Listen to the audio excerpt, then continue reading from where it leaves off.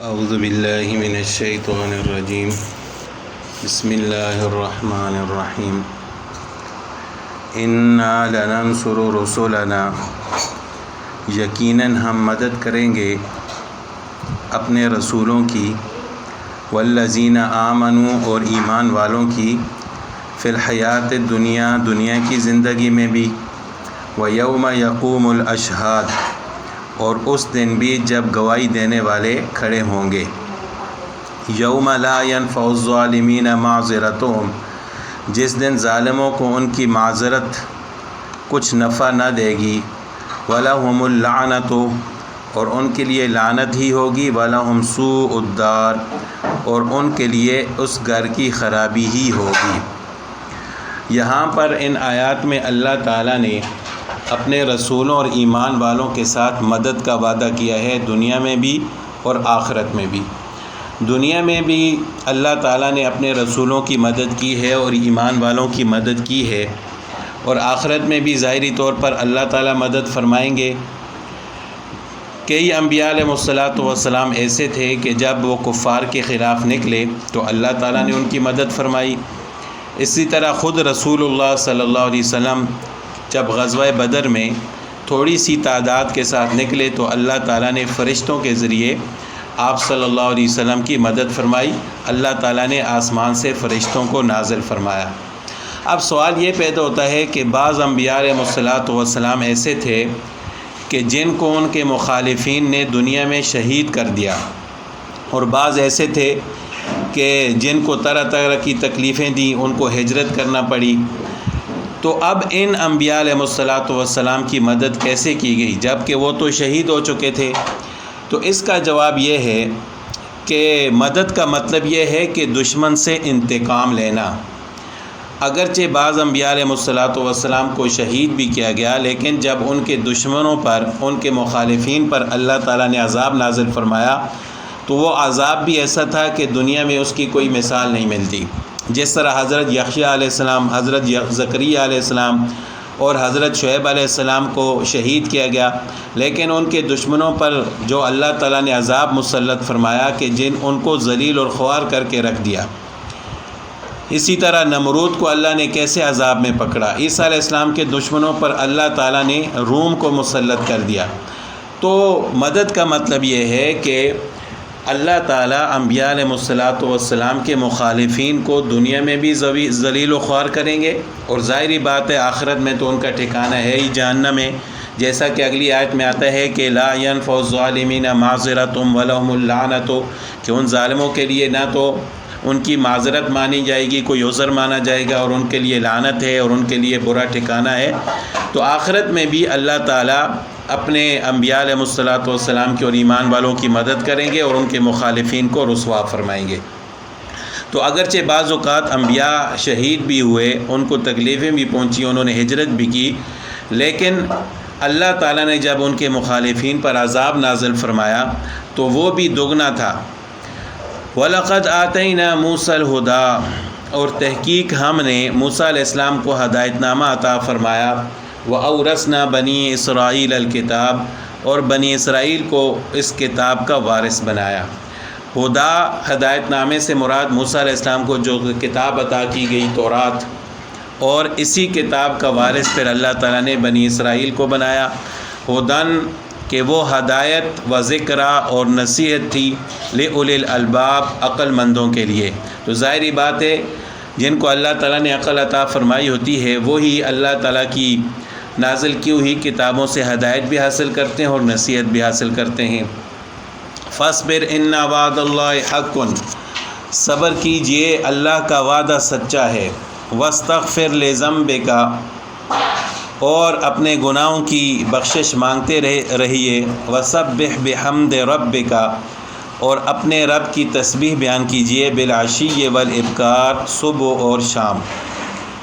إِنَّ الَّذِينَ يُجَادِلُونَ بے شک وہ لوگ جو جھگڑا کرتے ہیں، فی آیات اللہ اللہ تعالیٰ کی آیات میں، بغیر سلطان عطاہم بغیر کسی دلیل کے جو ان کے پاس آئی ہو، ان فی صدورہم الا کبر وہ تو سوائے کبر اور سوائے تکبر کے ان کے دلوں میں اور کچھ بھی نہیں ہے۔ ان کے دلوں میں بجز نری بڑائی اور تکبر کے اور کچھ بھی نہیں ہے۔ ما ہم ببالغی ہے، وہ اس شان تک پہنچنے والے ہی نہیں۔ فاستعذ باللہ، سو تو اللہ کی پناہ مانگتا رہے۔ انہ هو السمیع البصیر، بے شک وہ سننے والا ہے اور دیکھنے والا ہے۔ ان فی صدورہم الا کبر، یعنی یہ لوگ جو اللہ کی آیات میں بغیر کسی حجت اور دلیل کے جھگڑا کرتے ہیں، مقصد دراصل اس دین سے انکار کرنا ہے جس کو اللہ تعالیٰ نے نازل فرمایا، اور اس دین سے انکار کرنا اور جھگڑے کرنے کا سبب صرف یہ ہے کہ ان کے دلوں میں تکبر ہے۔ یہ اپنی بڑائی چاہتے ہیں اور اپنی بے وقوفی سے یوں سمجھے ہوئے ہیں کہ بڑائی ہمیں اپنے مذہب پر قائم رہنے سے حاصل ہے، اس کو چھوڑ کر مسلمان ہو جائیں گے تو ہماری یہ بڑائی ختم ہو جائے گی، ہماری ریاست اور حکومت ختم ہو جائے گی۔ اور قرآن کریم نے ان کے بارے میں فرمایا کہ ما ہم ببالغی ہے، یہ اپنی مذمومہ بڑائی، عظمت اور ریاست کو اسلام لائے بغیر نہ پا سکیں گے۔ یعنی یہ نہیں ہے کہ کوئی اسلام لائے گا اور اپنے جھوٹے مذہب کو چھوڑے گا تو اس کی بڑائی ختم ہو جائے گی، اس کی عزت ختم ہو جائے گی۔ اللہ تعالیٰ تو اسلام کے ذریعے اور بھی زیادہ عزت اور عظمت عطا فرماتے ہیں۔ لخلق السماوات والارض اکبر من خلق الناس، آسمان اور زمین کی پیدائش یقیناً انسان کی پیدائش سے بہت بڑا کام ہے۔ یعنی اللہ تعالیٰ نے زمین و آسمان کو پیدا کیا تو انسان کو پیدا کرنا تو اللہ تعالیٰ کے لیے زیادہ آسان ہے۔ ولیکن اکثر الناس لا یعلمون، لیکن اکثر لوگ نہیں جانتے۔ وما یستوی الاعمی والبصیر، اندھا اور دیکھنے والا برابر نہیں ہے۔ والذین آمنوا وعملوا الصالحات، نہ وہ لوگ جو ایمان لائے اور جنہوں نے نیک اعمال کیے، ولا المسیء، اور نہ بدکار برابر ہیں۔ قلیلا ما تتذکرون، بہت کم لوگ نصیحت حاصل کرتے ہیں۔ ان الساعۃ لآتیۃ لا ریب فیہا، قیامت بالیقین اور بے شبہ آنے والی ہے جس میں کوئی شک نہیں۔ ولیکن اکثر الناس لا یؤمنون، لیکن اکثر لوگ اس بات کو نہیں مانتے۔ وقال ربکم، اور آپ کے رب کا فرمان ہے، آپ کے رب نے فرمایا کہ ادعونی، مجھ سے دعا کرتے رہو، استجب لکم، میں تمہاری دعاؤں کو قبول فرماتا رہوں گا۔ ان الذین یستکبرون عن عبادتی، بے شک جو لوگ میری عبادت سے تکبر کرتے ہیں، سیدخلون جہنم داخرین، وہ ابھی بھی ذلیل ہو کر جہنم میں پہنچ جائیں گے۔ اللہ تعالیٰ خود فرماتے ہیں کہ مجھ سے مانگو، ادعونی، مجھ سے مانگو، استجب لکم، میں تمہاری دعاؤں کو قبول فرماتا ہوں۔ دعا بھی ایک عبادت ہے اور اسلام میں اس کا بڑا مقام ہے۔ دعا کے لفظی معنی پکارنے کے ہیں اور اکثر استعمال کسی حاجت ضرورت کے لیے پکارنے کے لیے آتی ہے۔ کبھی مطلق اللہ کے ذکر کو بھی دعا کہتے ہیں۔ یہ آیت امت محمدیہ صلی اللہ علیہ وسلم کا خاص اعزاز ہے۔ اس امت کو دعا مانگنے کا حکم دیا گیا ہے اور اس کی قبولیت کا وعدہ کیا گیا ہے، اور جو نہ مانگے ان کے لیے عذاب کی وعید ہے کہ ان الذین یستکبرون عن عبادتی، یہاں عبادت سے مراد دعا ہے کہ جو لوگ مجھ سے دعا کرنے میں تکبر کرتے ہیں، یعنی وہ اپنے آپ کو میرا محتاج سمجھتے نہیں ہیں، تو ان کا ٹھکانہ جہنم ہے۔ حضرت قتادہ رحمۃ اللہ علیہ نے کعب احبار رضی اللہ تعالیٰ عنہ سے نقل کیا ہے کہ پہلے زمانے میں یہ خصوصیت انبیاء علیہ الصلاۃ والسلام کی تھی کہ ان کو اللہ تعالیٰ کی طرف سے حکم تھا کہ آپ دعائیں کریں، میں قبول کروں گا۔ اور وہ جو خصوصیت انبیاء علیہ الصلاۃ والسلام کی تھی وہ اللہ تعالیٰ نے اس امت محمدیہ کو عطا فرمائی ہے کہ اللہ تعالیٰ نے فرمایا کہ اے امت محمدیہ صلی اللہ علیہ وسلم، تم دعائیں مانگو، میں تمہاری دعاؤں کو قبول فرماؤں گا۔ اسی طرح ایک حدیث میں آپ صلی اللہ علیہ وسلم نے فرمایا کہ ان الدعاء هو العبادہ، کہ دعا ہی عبادت ہے۔ تو اب سوال یہ پیدا ہوتا ہے کہ کیا ہر شخص کی دعا قبول ہوتی ہے کہ دعا کے لیے کچھ شرائط بھی ہیں؟ کیونکہ اللہ تعالیٰ نے تو شیطان کی دعا کو بھی قبول فرمایا، اس نے کہا کہ مجھے قیامت تک زندہ رہنے دیجیے، تو اللہ تعالیٰ نے اس کی دعا کو قبول فرما دیا۔ اسی طرح کافروں کی دعائیں بھی بعض اوقات قبول ہو جاتی ہیں۔ تو اللہ تعالیٰ نے کچھ شرائط بھی رکھی ہیں۔ اور حدیث میں آپ صلی اللہ علیہ وسلم نے ان کو بیان بھی فرمایا ہے، جس طرح حضرت ابو ہریرہ رضی اللہ تعالیٰ عنہ سے روایت فرماتے ہیں کہ رسول اللہ صلی اللہ علیہ وسلم نے فرمایا، بعض آدمی بہت سفر کرتے ہیں، آسمان کی طرف دعا کے لیے ہاتھ اٹھاتے ہیں اور یا رب کہہ کر اپنی حاجت مانگتے ہیں، مگر ان کا کھانا حرام کو ہوتا ہے، پینا حرام کو ہوتا ہے، ان کا لباس حرام کو ہوتا ہے، ان کو حرام ہی سے غذا دی گئی، تو ان کی دعا کہاں قبول ہوگی؟